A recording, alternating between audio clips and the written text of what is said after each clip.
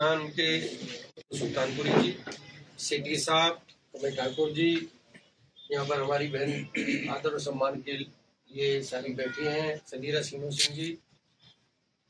जैसा कि आप सब लोग जानते हैं कि 7 अगस्त को हमारे नेता माननीय राहुल गांधी जी ने प्रेस कॉन्फ्रेंस करके वोट चोरी के बारे में पूरे देश को अवगत कराया कि किस तरीके से पूरे देश के अंदर उन्होंने 2-3 विधानसभाओं का देश के अंदर एक उदाहरण पूरी जागरूक प्रेस के माध्यम से पूरे देश में साझा किया और उसको कांग्रेस पार्टी ने एक कैंपेन के रूप में लिया, जिसके तहत में 14 तारीख से लेके और 21 अगस्त तक सभी स्टेटों में कैंडल मार्च वोट चोरी के खिलाफ निकालना था। और जो बड़ी बड़ी जनसभाएं कांग्रेस पार्टी ने आयोजित की और वोट चोरी के माध्यम से पूरे देश के अंदर इलेक्शन कमीशन का और वर्तमान सरकार का पर्दाफाश किया।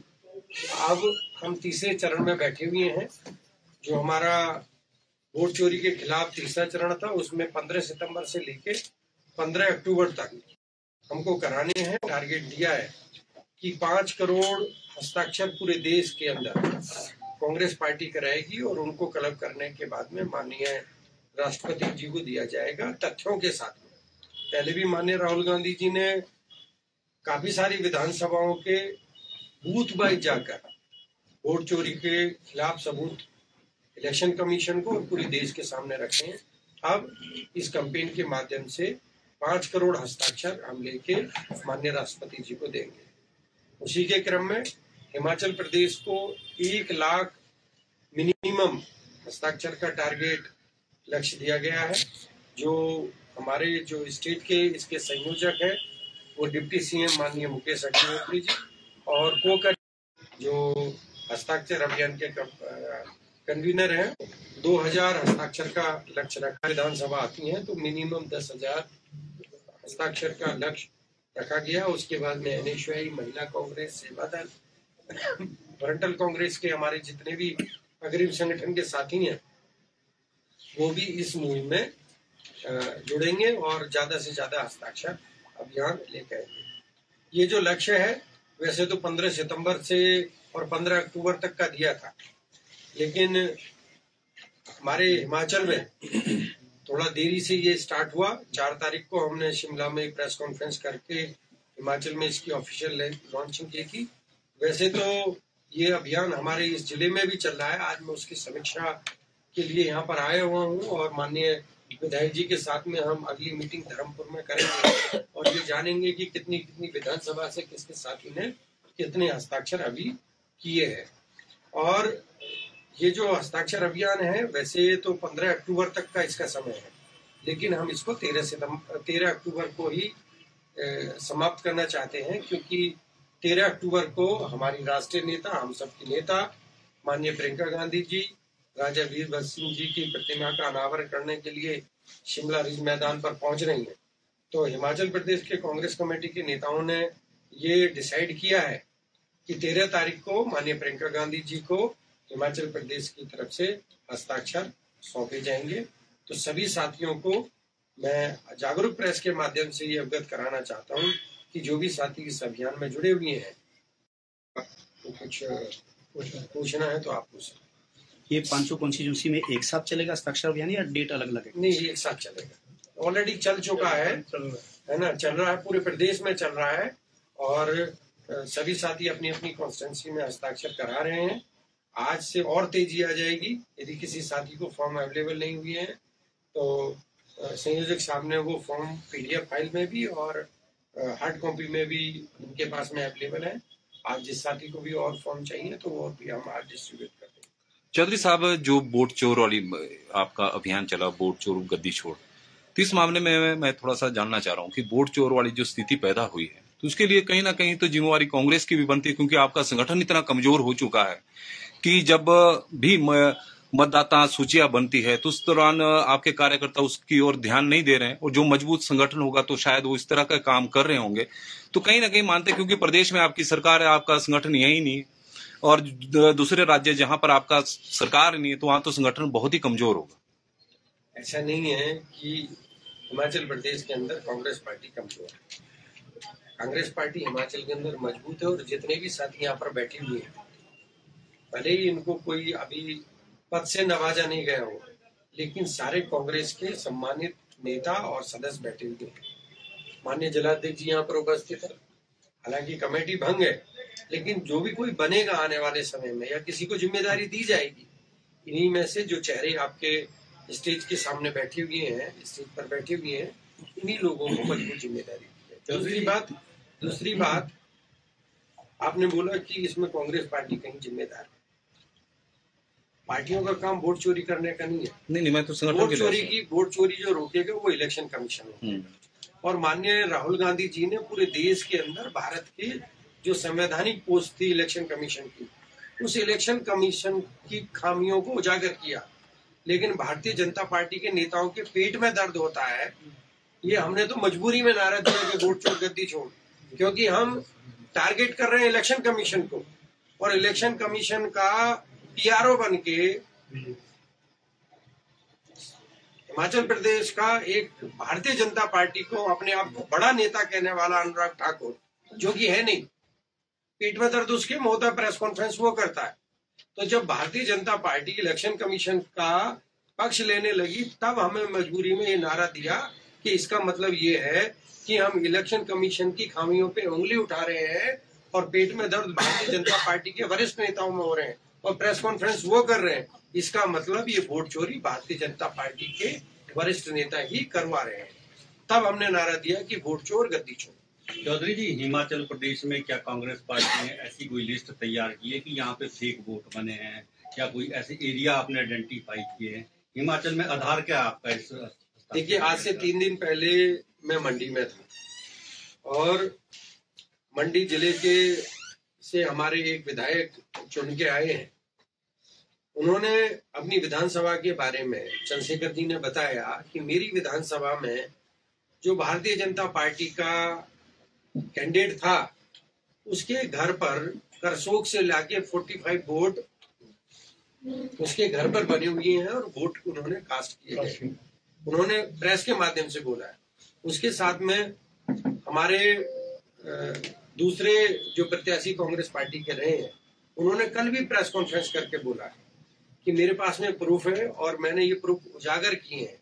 और उनकी कॉन्स्टिट्यूंसी में सरकार शायद सुंदर ठाकुर जी, उन्होंने प्रेस कॉन्फ्रेंस करके कल बोला है कि मेरी कॉन्स्टिट्यूंसी में मैंने चुनाव के दौरान में भी प्रेस कॉन्फ्रेंस की थी कि इस तरीके से फेक वोट है। अब हम इस चीज का चिंतन और मंथन कर रहे हैं। बूथ पे हम अपने कार्यकर्ताओं को सशक्त करेंगे। और हमारा पहले ये मानना नहीं था कि इस तरीके की भी चोरियां हो सकती हैं। ये कर्नाटक का और महाराष्ट्र चुनाव के बाद में उजागर हुआ कि हमारी वेव है और हर कोई प्रिंट मीडिया, इलेक्ट्रॉनिक मीडिया, सारे सर्वे हमारा दिखा रहे हैं कि कांग्रेस पार्टी आ रही है। और उसके बाद में भी कांग्रेस पार्टी हार रही है। जहां पे हमने भारतीय जनता पार्टी के नेताओं का एक वोटिंग बैनर पोस्टर नहीं देखा, वो 5-5 हजार वोटों से चुनाव जीत रहे हैं। तो उसके बाद में गहन डिस्कशन हुआ, विधानसभा वाइज चिन्हित किए गए कि कारण क्या है। तो उसमें पाया गया कि ये फेक वोटिंग, एक कॉन्स्टिट्यूंसी से दूसरी कॉन्स्टिट्यूंसी, एक स्टेट से दूसरे स्टेट, और कई सारे स्टेटों में कई जगह पे एक ही आदमी के नाम से अलग अलग वोट बनाए हुए हैं। आपने माननीय राहुल गांधी जी को देखा होगा। माननीय राहुल गांधी जी ने अपनी प्रेस कॉन्फ्रेंस में बूथ वाइज इसका डाटा साझा किया है जागरूक प्रेस के लिए। तो सर, ये तो रही लोकसभा विधानसभा की बात। आने वाले समय में पंचायत और नगर निकाय के चुनाव, क्या कांग्रेस अभी से ऐसी नजर रख रही है कि ऐसी जो मामले हैं वो इन चुनाव में सामने न आए, क्योंकि वोटर लिस्टें जारी होगी हैं? बिल्कुल, कांग्रेस पार्टी के हर एक साथी को जो भी पंचायत लड़ने के इच्छुक है, हम उनसे कह रहे हैं कि आप सबसे पहले अपने वार्ड के अंदर, अपने गांव के अंदर, अपने बूथ के अंदर वो वोट चोरी का जो मामला है वो बड़ा मामला है।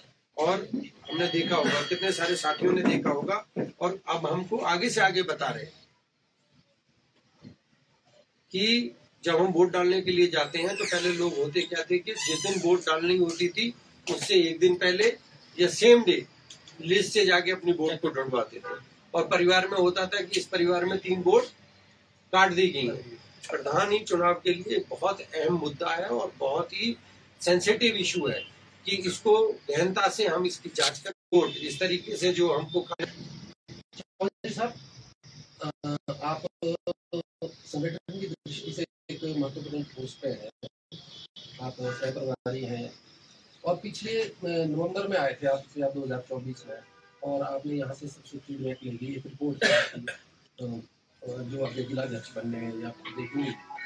लेकिन एक साल हो गया, उसके बाद एक और लिस्ट भी गई, लेकिन अभी तक संगठन के नाम पे जिलाध्यक्ष तक नहीं चुना पाया। देखिए, मैं आपको बात बताता हूँ कि जब सरकारें होती हैं तो कुछ चीजें ऐसी होती हैं कि सरकार और संगठन तालमेल से बनता है। जब मैं पहली बार यहाँ आया था तो उस टाइम AICC के इंचार्ज राजीव शुक्ला जी, उसके बाद में ऊपर भी संगठन में थोड़ा सा फेरबदल हुआ, दूसरे इंचार्ज आए, उन्होंने भी अपने तरीके से स्टेट का दौरा किया और दौरा करने के बाद में वास्तविक स्थिति को उन्होंने जाना परखा। हमारे पास में ब्लॉक स्तर तक की कमेटियां तैयार हैं, ब्लॉक स्तर से लेकर स्टेट स्तर तक की कमेटियां तैयार हैं। हम हाईकमान को रिपोर्ट सबमिट कर चुके हैं।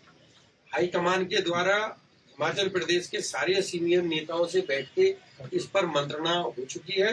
बहुत जल्दी ही आपको एक अच्छा डिसीजन स्टेट के संगठन के रूप में दिखाई देगा।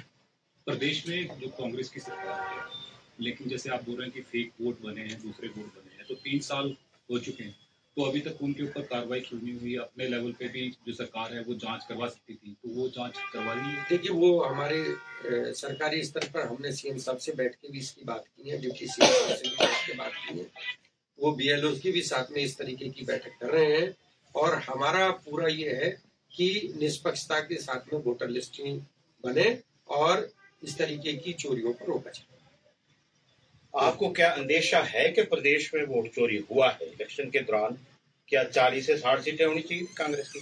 निश्चित रूप से यदि ऐसा नहीं होता, कुछ सारे लोगों ने बताया, मैं इलेक्शन के दौरान तो यहाँ पर नहीं था, इलेक्शन के बाद में आया, लेकिन कुछ जीतने वाले प्रत्याशियों ने भी और कुछ हमारे हारे हुए प्रत्याशियों ने भी इस तरीके की शंका जाहिर की है, और उनके पास में प्रूफ है इस बात के कि हाँ, निश्चित रूप से हमारा जो ये मार्जिन है, जो किसी का 2000 का 2500 का है, क्योंकि जिस तरीके की वेव हिमाचल के अंदर चुनाव के अंदर थी, तो हो सकता था कि 40 की जगह हमारी और ज्यादा सीटें।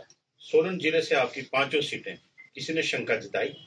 यहाँ तो मार्जिन भी 4-4 हजार से ऊपर का ही है। मैं सोलन में आया हूँ, अभी साथियों से इस वोट के बारे में, वोट चोरी के बारे में बात करूंगा। अभी मेरी इस तरीके से किसी साथी से वोट चोरी के बारे में बात नहीं। सर, जैसे अब मसला वोट चोरी का ही हो गया है, अभी तो आपका वैसे प्रदेश में संगठन बना नहीं, जब भी बनेगा तो आप भी BJP की तरह पन्ना प्रमुख बनाएंगे कि मतदाता सूचियों पर पूरी नजर रखें ताकि कौन बन रहा है कौन नहीं, ऐसी योजना में है? देखिए, बिल्कुल निश्चित रूप से हम हमारा टारगेट है, हमारा लक्ष्य है कि हम बूथ लेवल तक, है ना, और कांग्रेस पार्टी का तो पुराना नारा है कि एक बूथ 10 यूथ, तो हम निश्चित रूप से बूथ लेवल तक की कमेटियां बनाएंगे। कुछ जगह बनी हुई भी है, उन कमेटियों को दुरुस्त भी करेंगे, और संगठन बनने के बाद में एज ए इंचार्ज मेरा तो यही काम है कि मैं तो गांव लेवल तक जाऊं, बूथ की कमेटी में जाऊं, और 1 साल में ये मेरा चौथा दौरा है। पहले से मैं भले ही दूसरी बार रूबरू हो रहा हूँ, लेकिन इसमें मैं चौथे दौरे में यहाँ पर सोलन में आया। जो तीसरा दौरा होगा उसमें आपके संगठन बन जाएगा तब तक? निश्चित रूप से। जी, बीजेपी का इसको आपका जो अभियान है उसको काउंटर करने के लिए वादा चोर गद्दी छोड़ का नारा चल रहा है, 5 लाख नौकरियां समथिंग, और भी उसके बारे में क्या कहना? देखिए, पहले बीजेपी अपने गरिमान में झांके। 2 करोड़ रोजगार की बात देश के प्रधानमंत्री ने की, 15 लाख हर एक के खाते में देश के प्रधानमंत्री ने बात करी, 2 करोड़ लोगों को रोजगार मिला, किसानों की आय दुगनी की बात करने की देश के प्रधानमंत्री ने कहा। ये तो छोटी मोटी बात है। हमने 10 गारंटियों की बात हिमाचल प्रदेश के अंदर की थी। आपको अच्छी तरीके से वाकिफ है कि पिछले 3 साल से जब कांग्रेस की सरकार बनी है, चाहे 2023 हो, चाहे 24 हो, चाहे 25 हो, कितना बड़ा डिजास्टर हिमाचल के अंदर हुआ, उसके बावजूद भी हमारी लोकप्रिय सरकार ने 10 में से 6 गारंटी पूरी करने का कार्य किया। 6 गारंटी हमारी सरकार पूरी, और यदि केंद्र सरकार की मदद ना करके हिमाचल के लोगों की मदद कर देती, तो आज हिमाचल की सरकार 10 की 10 गारंटियां पूरी करने में सक्षम हो। यहाँ पर एक क्वेश्चन मैं और करना चाहूँगा, जैसे आप बोल रहे हैं कि वोट चोरी हो रही है, यहाँ पर तो आपके जो नेता है वो भी चोरी करके जो भाजपा है वो ले गई अपने साथ में, और लेकिन ये कहीं ना कहीं ऐसा तो नहीं कि संगठन की कमी रही है? और ये भाजपा ने हिमाचल के अंदर कृतज्ञ नहीं किया। भारतीय जनता पार्टी ने तो पूरे देश के अंदर ये कांग्रेस के नेताओं को चोरी करने की बात की। और ये जीता जागता उदाहरण आपके साथ में महाराष्ट्र का है, कर्नाटक का आपके सामने जीता जागता उदाहरण है। देश के अंदर लोकतांत्रिक तरीके से बनी हुई सरकार को तोड़ने का काम भारतीय जनता पार्टी कर रही है। तभी माननीय राहुल गांधी जी के नेतृत्व में संविधान बचाओ, लोकतंत्र बचाओ का नारा बुलंद कर रहे हैं और लोगों को जागरूक करने का प्रयास। हमसे जुड़े रहने के लिए हमारे YouTube चैनल को सब्सक्राइब करें और नई वीडियो की नोटिफिकेशन के लिए बेल आइकॉन को दबाएं। अगर आप ये वीडियो Facebook पर देख रहे हैं तो लाइक जरूर करें और ज्यादा से ज्यादा शेयर करें। इसी तरह के और भी अपडेट्स के लिए फॉलो करें हमारा Instagram पेज himachal.kesari।